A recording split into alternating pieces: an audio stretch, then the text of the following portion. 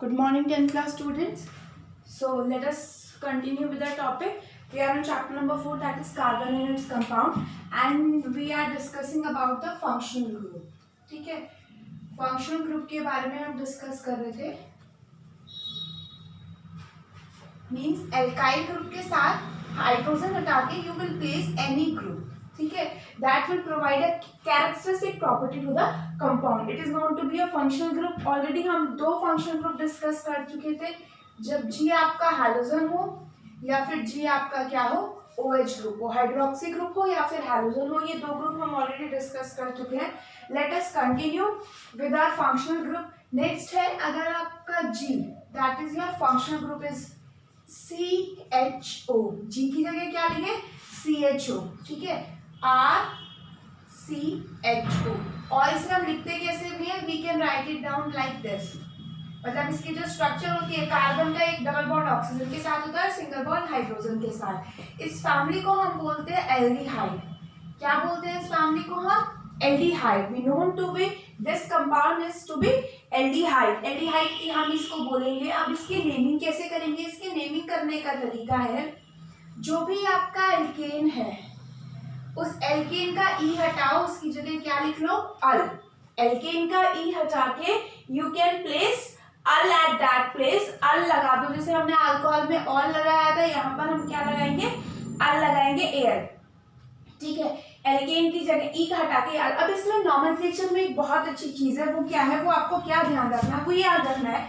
As you can see that this functional group also contain a carbon in it. इस functional group में carbon आ रहा है या नहीं आ रहा, तो आप इस कार्बन को भी कंसिडर करोगे when you are name the alkane. जब आप एल्केन आइडेंटिफाई करोगे तो आप इस कार्बन को भी कंसिडर करोगे. इस कार्बन को आप नहीं छोड़ोगे कि ये फंक्शनल ग्रुप का इसलिए अलग रख दिया, नहीं, आपको इस कार्बन को भी कंसिडर करना है. It mean the functional group which contain carbon in its are considered to be in the naming. IUPAC naming करते हैं, International Union of Pure and Applied Chemistry ने हर कंपाउंड के कुछ रूल्स से नाम दिए थे. तो इसके नाम में उसने बताया that you are going to consider this carbon also. यानी कि सबसे एक कार्बन वाला जो एल्डिहाइड होगा, एग्जांपल अगर मैं लिखूं तो एक कार्बन वाला एल्डिहाइड तो यही बनेगा या नहीं बनेगा भाई. एक कार्बन वाला मीथेन वाला एल्डिहाइड बनाना होगा तो उसमें तो ऑलरेडी कार्बन है ही, तो इट मींस जो मीथेन का एल्डिहाइड होगा उसमें यहाँ आर की जगह क्या होगा, सिर्फ H. And the name of this compound is methanal. क्या है इसका, मीथेनल. ये रीजन है कि दो वोवल्स एक साथ नहीं आ सकते, इसलिए हम ऐसे लिखते हैं. The name of this compound is methanal. और ये तो IUPAC नेम है जो नॉर्मल, लेकिन कुछ कंपाउंड्स के कॉमन नेम भी होते हैं. The common name of this compound is formaldehyde. क्या नाम है इस कंपाउंड का कॉमन नेम, फॉर्मल्डिहाइड. नेक्स्ट आ जाइए, R की जगह CH3, C double bond OH. ठीक है, CH3 एक C, दो कार्बन है तो इस कंपाउंड का नाम क्या हो जाएगा, ethanal. The name of this compound is ethanal. इसका भी कॉमन नेम है पर हमें वो ज्यादा याद करने की जरूरत नहीं है, आप बस इस रूल से याद रखो, इथेनल, CH3 CHO. तो ये हो गया आपका next functional group that is aldehyde. हमेशा एक चीज मैं आपको बता दूं, जो एल्डिहाइड ग्रुप होगा वो हमेशा आपको टर्मिनल पे मिलेगा. कहाँ मिलेगा, एंड पे मिलेगा, या तो फर्स्ट एंड पे या लास्ट एंड पे. उस पे देखिए, अगर ये वाला ग्रुप बीच में आ जाएगा, बीच में कैसे आएगा, बीच में तो आ ही नहीं सकता क्योंकि कार्बन का हमेशा एक डबल बॉन्ड रहेगा और एक हाइड्रोजन रहेगा. मींस कार्बन की एक ही तरफ R ग्रुप लग सकता है, दोनों तरफ कार्बन नहीं आ सकते, नहीं तो ये ग्रुप चेंज हो जाएगा. हमेशा ये टर्मिनल ग्रुप में होता है. ठीक है, नेक्स्ट हम ग्रुप पे चलते हैं बेटा. Next functional group that is ketone. Next functional group आपका होता है कीटोन. ठीक है, कीटोन में होता है ये R डैश, मीन्स R कोई भी alkyl group, C double bond O, R dash. ये दोनों इक्वल भी हो सकते हैं, ये दोनों अलग भी हो सकते हैं. मेन ग्रुप ये है, ये अलग भी हो सकते हैं, ये इक्वल भी हो सकते हैं.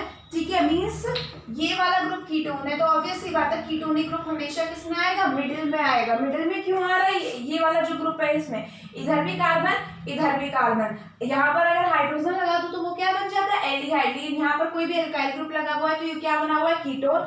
अगेन इसका नाम हम कैसे करते हैं, इसका नाम हम लिखते हैं एल्केनॉन. एल्केनॉन मतलब ई हटा के क्या लगा दो, ऑन लगा दो, एल्केन का ई हटा के ऑन लगा दो। And next thing, as this group will also contain a functional carbon in it, तो इसमें भी हम कार्बन को नेमिंग में कंसीडर करेंगे। तो इसका नाम कैसे हो जाएगा, एग्जांपल में सबसे अच्छा लिखती हूँ। अब देखो, एक कार्बन वाला तो कीटोन होगा नहीं, ना दो कार्बन वाला होगा, क्यों, ऑलरेडी एक कार्बन तो ये रहा, एक कार्बन इस एल्काइल ग्रुप में भी होगा, एक कार्बन इस एल्काइल ग्रुप में भी होगा। तो जो सबसे छोटा, सबसे फर्स्ट जो कीटोन एग्जिस्ट करता है that is of 3 carbon. 3 carbon से कम वाला एग्जिस्ट कर ही नहीं सकता। ये मैं नीचे लगा रही हूँ, कोई बात नहीं। Now you can count the number of carbon, 3 carbon are there, तो इस कंपाउंड का नाम हो जाएगा प्रोपेनॉन। प्रोपेन का ही हटा के क्या लगा दिया, और इस कंपाउंड का मैं आपको कॉमन नेम बता दूं। Common name of this compound is acetone. It is used in the nail remover, nail paint remover में यूज होता है ये एसीटोन आपका, CH3 C डबल बॉन्ड और CH3। अब यहाँ पर देखो ये दोनों इक्वल है। चलो अब अलग वाला भी देख लेते हैं।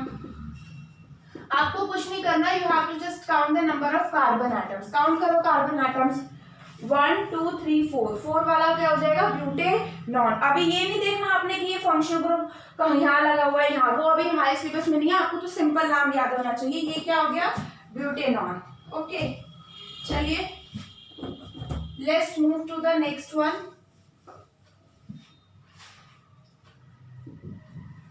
नेक्स्ट हम चलते हैं, जब आपका फंक्शनल ग्रुप हो C डबल बॉन्ड OH, ठीक है, C double bond OH। Again इसमें ऑलरेडी एक कार्बन है, ठीक है, यानी कि R C double bond OH, और इसको ऐसे भी लिखा जाता है RCOOH। ये स्ट्रक्चर भी आपको याद रखनी है किस तरीके से बॉन्ड प्रेजेंट होते हैं, RCOOH। इसको हम लिखते हैं एल्केनोइक एसिड। एल्केन का ई हटा के उसकी जगह क्या लगाते हैं, ओइक, और थोड़ा सा गैप देने के बाद एसिड, एल्केनोइक एसिड। फर्स्ट सिर्फ कैपिटल होता है नेमिंग में, बाकी सारे स्मॉल होते हैं, चाहे गैप देने के बाद लिखे हो चाहे कहीं भी। एल्केनोइक एसिड। अगेन इसमें भी कार्बन जो है वो फंक्शनल ग्रुप आल्सो कंटेन है कार्बन इन इट, तो इसको भी हम किस में कंसीडर करेंगे, we will consider that in naming. यानी जो सबसे सिंपलेस्ट आपका एसिड होगा दैट इज R की जगह वहां पर क्या होगा, H। ये थोड़े से एक्सेप्शन आते हैं, तो इसका नाम एक कार्बन वाला क्या होता है, मीथेन। और एसिड कौन सा हो जाएगा, मीथेनोइक एसिड। और आपको मैं बता दूं इस एसिड का कॉमन नेम फॉर्मिक एसिड होता है, that is present in the end string. ये एसिड एंड स्ट्रिंग में प्रेजेंट होता है, फॉर्मिक एसिड इसका कॉमन नेम है, कॉमनली इसे फॉर्मिक एसिड बोला जाता है। नेक्स्ट हम चलते हैं, नेक्स्ट है R की जगह मैं लगा दूं CH3 COOH। How many carbon are there, 2 carbon वाला क्या होता है, इथेन। तो एसिड कौन सा हो जाएगा, इथेनोइक एसिड। और इस एसिड का अगर आपको कॉमन नेम याद हो तो the common name of this acid is acetic acid, and it is used इन, कहाँ यूज होता है, ये विनेगर में प्रेजेंट होता है आपका एसिटिक एसिड, ठीक है। तो ये हो गया आपके फंक्शनल ग्रुप। अब इसमें एक एस्टर है गया, एस्टर को हम नहीं पढ़ रहे अभी क्योंकि इतना यूज का है नहीं हमारे। ये मेन फंक्शनल ग्रुप है जो हमारे आगे तक यूज होते हैं। एस्टर भी यूज होता है, एस्टर का नॉमेनक्लेचर जब आप हायर क्लासेस में जाओगे तब पढ़ लेना। तो ये हो गए आपके सारे कंपाउंड, ठीक है। इसके बाद एक चीज जो रह गई है दैट इज आइसोमेरिज्म। सबसे इंपॉर्टेंट चीज जो रह गई है दैट इज आइसोमेरिज्म। आइसोमेरिज्म क्या होती है बेटा, आइसोमेरिज्म होती है वो कंपाउंड जिनका मॉलिक्यूलर फॉर्मूला तो सेम हो, MF means molecular formula but different structure. ऐसे कुछ कंपाउंड्स होते हैं, कुछ क्या ऑर्गेनिक में स्पेशली मिलता है, इनऑर्गेनिक में भी है, बट ऑर्गेनिक में स्पेशली आइसोमेरिज्म एग्जिस्ट करते हैं। आइसोमेरिज्म का मतलब है same molecular formula but different structure.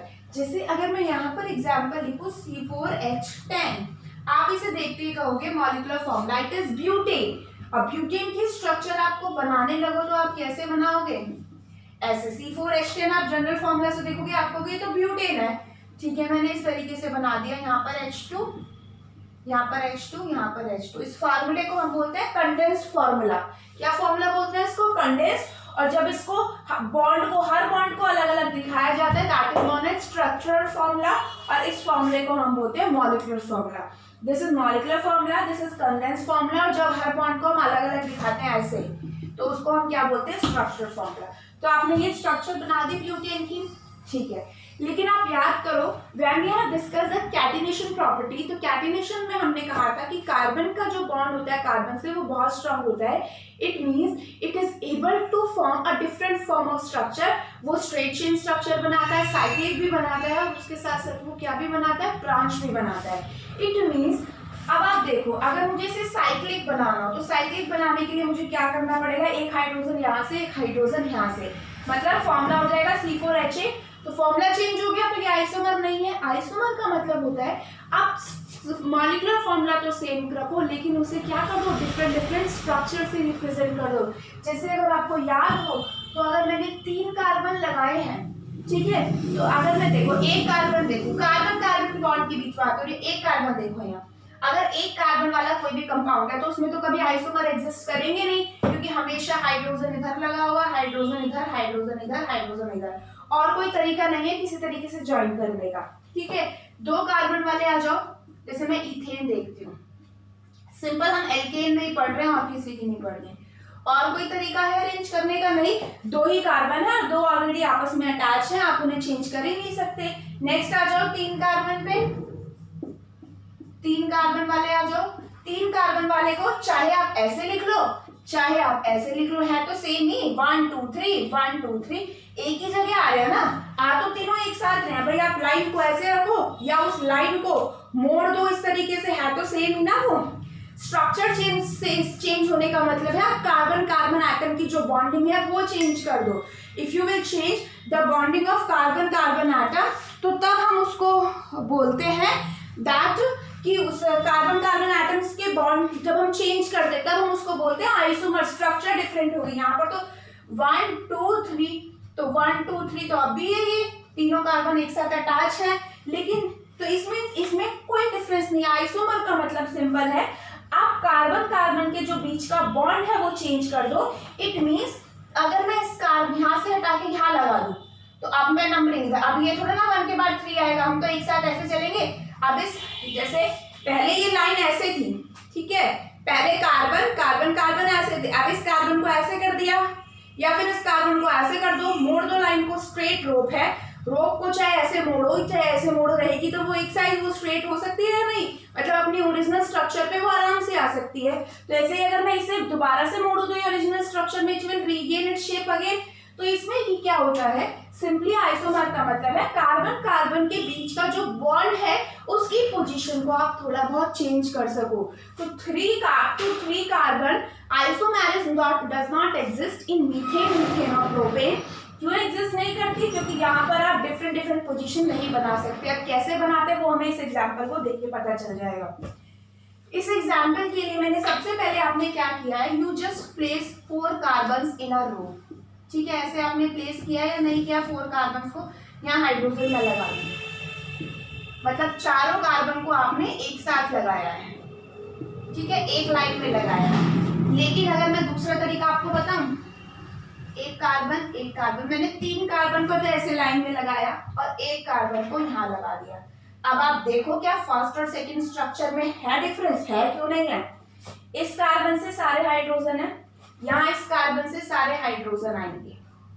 ठीक है, सेकंड वाले कार्बन से आ जाओ, 2 हाइड्रोजन है 2 कार्बन है, 2 कार्बन तो है लेकिन हाइड्रोजन तो एक रहेगा क्योंकि तीसरा भी क्या लग गया, कार्बन लग गया. यहाँ पर देखो ये तीसरा कार्बन आप कहीं भी शिफ्ट कर लो, ठीक है, और यहाँ पर इसकी वैलेंसी पूरी करनी हो H H H, और यहाँ पर भी 3 हाइड्रोजन आ जाएंगे. इट मीन्स आपने चेन में, स्ट्रेट चेन में से एक कार्बन कोई भी उठाया, उसे कहाँ रख दिया, ब्रांचिंग में रख दिया, और हर कार्बन की वैलेंसी को आपको कितना करना है, 4 करना है.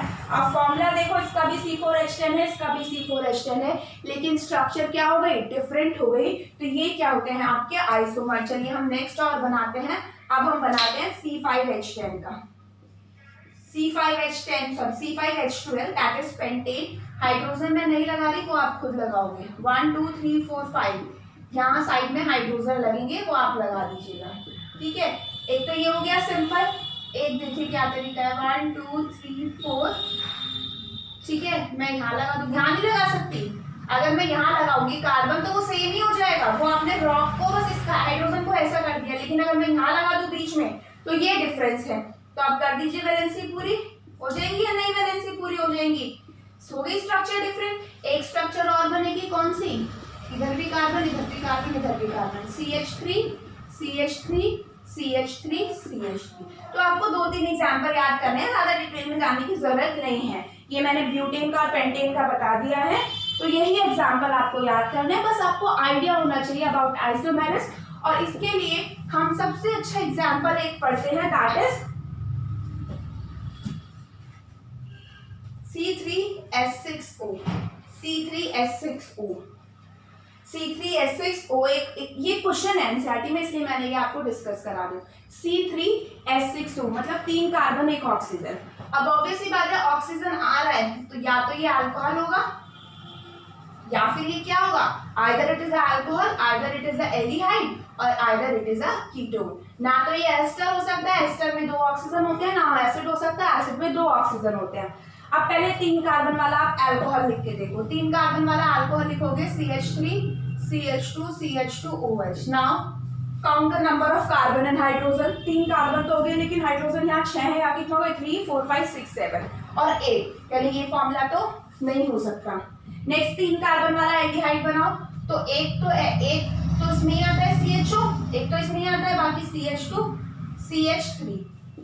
Count the hydrogen 3 4 5 6, count the carbon 3 और एक ऑक्सीजन, यानी ये सही है मॉलिक्यूलर फॉर्मूला, ये वाला कंपाउंड हो सकता है। नेक्स्ट कीटोन बनाओ, कीटोन 3 कार्बन वाला तो यही होगा।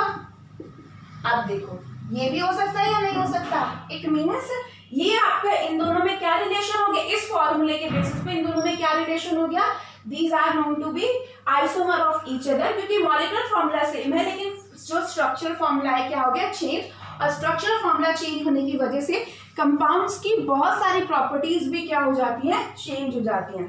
Okay, so this is enough for today's class. बाकी का ये चैप्टर अब जो बचा है it is related to the chemical properties, ठीक है। मतलब अब हमें ऑर्गेनिक कंपाउंड्स की केमिकल प्रॉपर्टीज पढ़नी है, बाकी के जो स्ट्रक्चर की बात है या थोड़ा बहुत नॉमेनक्लेचर था that we have already discuss. तो हम केमिकल प्रॉपर्टीज को हम छोड़ते हैं। After the half yearly examination we will discuss. यहाँ तक का पार्ट तो आप समझो आपको पढ़ना ही है, either it is in syllabus और नॉट, ये आपको पढ़ना है अच्छे से, बस दैट्स इट।